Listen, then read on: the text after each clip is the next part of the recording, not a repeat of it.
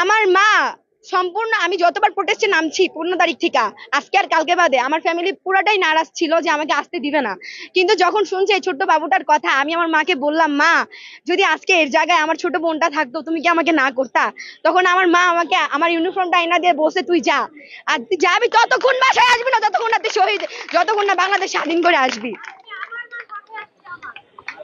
হ্যাঁ, মাকে আমি সেদিন আমি যখন 18 তারিখ প্রোটেস্টে ছিলাম বিএনএস উত্তরায়, তখন আমি একটা আন্টিকে দেখছি, আন্টি বলতেছে আমি আসছি, আমার 3টা মেয়ে নিয়ে আসছি, আমি শহীদ হবো, আমার 3টা মেয়েও শহীদ হবে, তার আগে আমি বাসায় যাব না।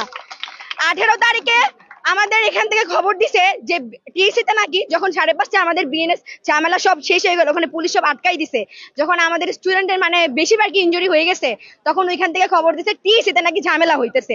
এটা শুই না আমি আমার কিছু কলেজের স্টুডেন্ট মিলা টিএসসিতে আসছি, মিরপুর 10-এ যখন আসি তখন পুলিশ আমাদের ধরে, কারণ আমার ভাইরা ছিল আইডি কার্ড পরে আর আমি ছিলাম ইউনিফর্ম পরে, ধরে ওদের অনেক মারছে ওইখানে, যদিও তারপরে ওখান থেকে ছাড়াই নিয়ে গেছে, গিয়ে আমরা টিএসসি ঠিকই আসছিলাম কিন্তু কোনো ঝামেলা হয় নাই। 18 তারিখে যখন আসি শুনি 19 তারিখে নাকি আজিমপুরে আন্দোলন চলতেছে, এটা সম্পূর্ণ একটা ফেক ঘটনা, নিউজ ছিল না যেটা আমাদের দেওয়া হয়েছে। সরকার মানে অনেক ভাবে চাইতেছে আমাদের প্রতিষ্ঠাকে থামাইতে, আপনারা বুঝতেছেন না কেন ভাইয়া?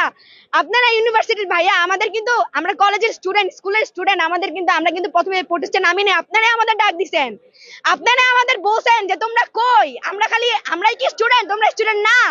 এটা শুনেই আমরা নামছি যে আমার আজকে ভাই বোনরা মারা যেতে, আমার একটা বড় ভাই থাকলে, আমার একটা বড় বোন থাকলে তারাও হয়তো মারা যেত। আচ্ছা আমি স্টুডেন্টের কথা বাদ দিলাম, আপনারা মুগ্ধ ভাইয়ের কথা ভাবেন না, যার কাছ থেকে 10টা মিনিট আগে আমি পানি নিছিলাম, সামনে গেছি পিছাইছে শুনি ভাইয়ার হেডশট লাগলো, ভাইয়া মারা গেছে।